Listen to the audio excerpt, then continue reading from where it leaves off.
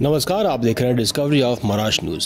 मुंबई की सबसे बड़ी झोपड़पट्टी धारावी का स्थानांतरण काफी दिनों से चल रहा है, जिसमें राजनीतिक रोटियां सेकी जा रही हैं। धारावी रीडेवलपमेंट के लिए भूमि सर्वेक्षण करने पर अधिकारियों को मलाड के अक्सा गांव में वहां निवासियों के विरोध का सामना करना पड़ा। आपको बता दें, अधिकारियों का उद्देश्य धारावी निवासियों के रीडेवलपमेंट के लिए जमीन की पहचान करना था, लेकिन वहाँ के निवासियों ने स्थिति का जायजा लेते हुए सर्वेक्षण रद्द करवा दिया, क्योंकि वहाँ के निवासियों का कहना है कि अधिकारी बिना परमिशन हमारे जमीनों का जायजा लेने आ गए। आपको बता दें, गुरुवार सुबह 7:45 पर जब अधिकारी जायजा करने पहुंचे तो वहां सभी स्थानीय लोग तुरंत जमा हो गए और नारेबाजी शुरू कर दी। हालांकि पुलिस ने इलाके में बैरिकेडिंग की हुई है। विरोध के दौरान वहां के आमदार असलम शेख भी पहुंच गए और उन्होंने भी अधिकारियों से भूमि सर्वेक्षण रोकने की मांग की। आज आपल्याला या विभागाचे डीसीपी मोहिते साहेब, एसीपी पडवी मॅडम आणि आपले वरिष्ठ पोलीस निरीक्षक मालवणी पोलीस ठाण्याचे नगरकर साहेब आणि सर्व पोलिसांनी, महिला पोलिसांनी आज आपलं सहकार्य केलं। आपल्यावर कुठल्याही प्रकारची जोर जबरदस्ती केली नाही, त्यांचं पण एकदा टाळ्या वाजवून अभिनंदन करा। आणि यानंतर ती पुढची रूपरेषा असेल ते आपले आमदार असलम शेख साहेब। धन्यवाद। सर्वप्रथम सगळे इथे आले। शासनाने आपण आता ऐका हो ताई, मला 5 मिनिटं ऐकून घ्या फक्त। आज सरकारतर्फे जोर जबरी करीने इथे सर्वे करायचा प्रयत्न केला होता। सर्वेअरने टाइम दिला होता 9:30 वाजता, 10 वाजता पोहोचणार, पण ते लवकर पोहोचले आणि आजूबाजूची जागाचे जे मालक होते त्यांनी त्याचा ऑब्जेक्शन नोंदवलेलं आहे। कोर्टाचे आदेश असताना सुद्धा कलेक्टरनी त्याची दखल घेतली नाही, हे आज समोर दिसण्यात आले आहे।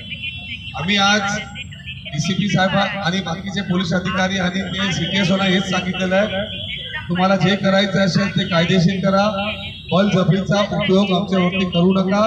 आम्ही इथे राहणार आहे आणि मरणारी लोक आहे, आम्ही इथे घाबरणारी लोक नाही। हे तुम्हाला करायचं असेल कायदेशीर करा, नाहीतर करायचा प्रयत्न करू नका। ही जे जागा आहे ते जागेच्या संदर्भामध्ये कोर्टाने 4 आठवड्यामध्ये ते मुक्तेश्वर सोसायटीला आदेश दिलेले आहेत। त्या हिशोबाने सरकारने त्याचा निर्णय घेतला पाहिजे। ते निर्णय न घेता कलेक्टर जोरजबरी करायचा प्रयत्न करत आहे, हे चुकीचं आहे। परवा दिवशी आपली मीटिंग झाल्यानंतर मी कलेक्टर साहेबांना विचारलं की तुम्ही थांबवावा, आम्ही सगळे ग्रामसंस्था आणि मलाडकरची लोक जाऊन मुख्यमंत्री साहेबांना भेटू, रेव्हेन्यू मिनिस्टर साहेबांना भेटू, त्यांच्याबरोबर चर्चा करू, त्याच्यानंतरच तुम्ही करा। त्यांनी मला स्पष्ट सांगितलं की मला साहेब करता येणार नाही, मला शासनाचा आदेश आहे। तर मी आज एवढंच, आज आमच्या सगळ्यांच्या स्टेटमेंटमध्ये हेच आलेलं आहे, आम्ही 1 महिन्याचा टाइम दिलेला आहे की 1 महिन्यामध्ये शासनाने आम्हाला सगळ्यांना घेऊन बसावा, आमची मागणी ऐकावा। जेवढे मच्छीमार सोसायटी आहेत, जेवढे ग्रामसंस्था आहेत, सगळ्यांची त्यांनी बाजू ऐकून घ्यावी, त्याच्यानंतरच इथे पाऊल ठेवावा। जर असं नाही केलं, मध्ये काय करायचा प्रयत्न केला तर अशीच लोक जमतील आणि 1 महिन्याच्या आतमध्ये जर आम्हाला शासनाने टाइम नाही दिला तर आपण तिथे जाऊन हे आंदोलन आपण करूया। आपण सगळ्यांनी तशी तयारी ठेवायची। आणि आज शांतताने पोलिसांनी व्यवहार आपल्याबरोबर चांगला केला, पोलिसांनाही समजतं, सीटीएसना पण समजतं, पण शासनाचे जे हुकूम असतात त्यांना ते टाळता येत नाही। म्हणून आम्ही ते आमचे शत्रू नाहीत, सीटीओस आमचे शत्रू नाहीत, पण त्यांची पण जबाबदारी आहे की कायदा व व्यवस्था तुम्ही जर सांभाळता तर कायदा व व्यवस्था पाळायची जबाबदारी तुमची पण आहे। कुठलंही चुकीचं काम किंवा हायकोर्टच्या आदेशाचं उल्लंघन करण्याचं काम कोणीही करू नये, असंही त्यांना आम्ही आज रिक्वेस्ट केलेली आहे आणि त्यांनीही ते त्याच्यावरती लक्ष घेतील किंवा लिगल ओपिनियन घेतील। त्यापर्यंत हे होत नाही, त्यापर्यंत आपलं हे आंदोलन चालू असणार। आम्ही सगळे असंच गप्प बसणार नाही।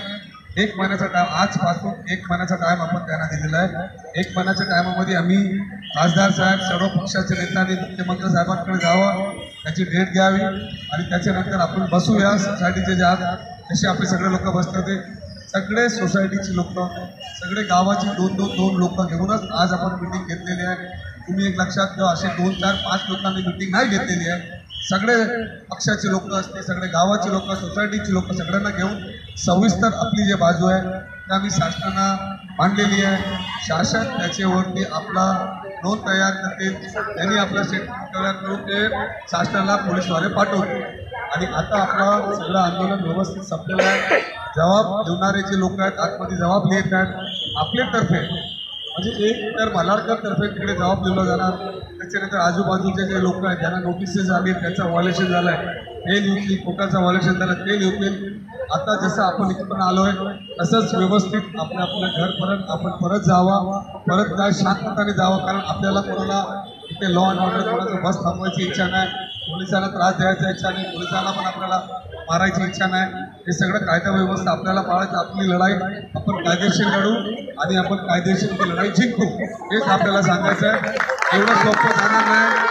या मुंबईकरांच्या भूमिपुत्राला बाजूला ठेवून असं कुठे त्याला काम करता येणार नाही हेच सांगायचं आहे. आणि व्यवस्थितपणे आता हे संपल्यानंतर मेहरबानी करून आपण आरामात मागे जसे हात आले तसंच आपण परत बाहेर जावं. Thank you so much.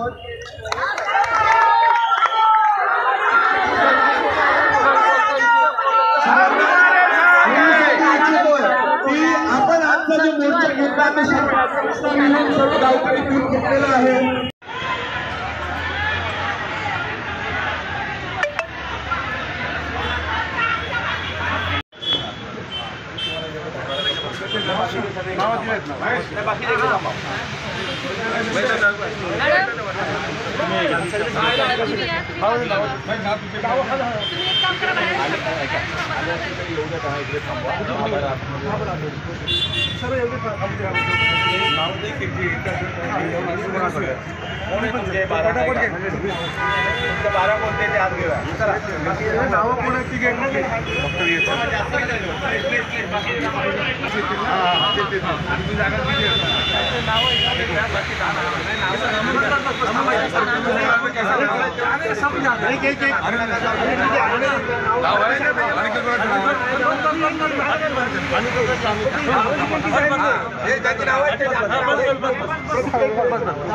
Mahesh Patil साहेब तुम्ही इथे उभा ना, तुम्ही पाठवताय.